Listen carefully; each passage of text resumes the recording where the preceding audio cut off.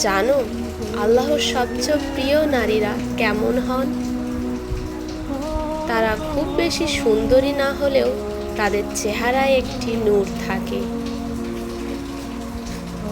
কারণ তারা দুনিয়াকে নয় আল্লাহকে খুশি করার জন্য বাঁচে।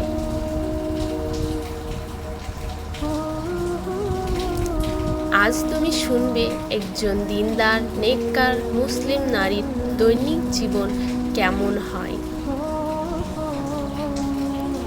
আর বিশ্বাস করো, এই ভিডিও তোমার হৃদয় বদলে দিতে পারে। 1. ফজরের শুরু। ভোরের অন্ধকার, সবাই তখন ঘুমে ডুবে, কিন্তু একজন নেককার নারী উঠে দাঁড়ায়, কারণ তার রব তাকে ডাকছেন। ঘুম ভাঙতেই সে ফোন হাতে নেয় না, সে প্রথমে অজু করে, তারপর জায়নামাজে দাঁড়িয়ে কান্না করে বলে, হে আল্লাহ, আমার জীবনটা আপনার জন্য সুন্দর করে দিন।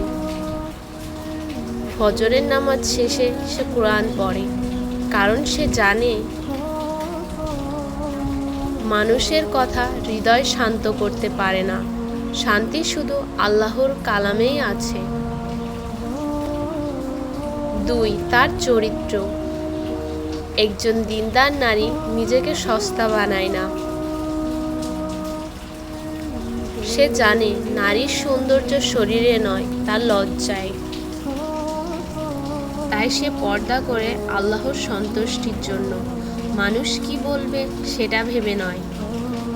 তার কথায় অহংকার নেই, চোখে খারাপ দৃষ্টি নেই, মনে হিংসা নেই। সে কারোর গীবত করে না, কারোর সংসার ভাঙতে চায় না, কারোর কষ্টে আনন্দ পায় না, কারণ সে জানে আল্লাহ সব দেখছেন। 3. দুনিয়ার ফিতনা। আজকের সময়ে নেককার থাকা সহজ না। চারিদিকে ফিতনা, সোশ্যাল মিডিয়া মানুষকে আল্লাহ থেকে দূরে সরে দিচ্ছে। একজন দিনদার নারী নিজেকে মানুষের সামনে দেখানোর জন্য নয়, বরং আখিরাতের জন্য গড়ে তোলে। সে ট্রেন্ড ফলো করার আগে ভাবে, এতে কি আল্লাহ খুশি হবেন? সে রাত জেগে হারাম সম্পর্কে জড়ায় না, বরং তাহাজ্জুদে দাঁড়িয়ে কাঁদে। 4. তার দোয়া।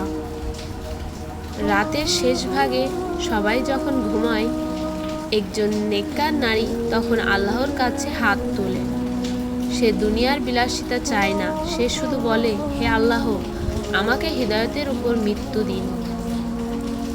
আমাকে এমন নারী বানান যাকে দেখে আপনি খুশি হন। আর জানো, এই দোয়াগুলোই একদিন তার জীবন বদলে দেয়।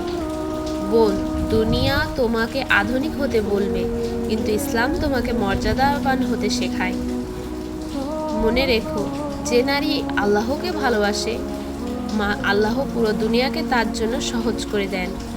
তাই আজ থেকেই বদলে যাও, কারণ জান্নাতের সবচেয়ে সুন্দর ফুল হবে সেই নারী যে দুনিয়াতে আল্লাহর জন্য নিজেকে সংযত রেখেছিল।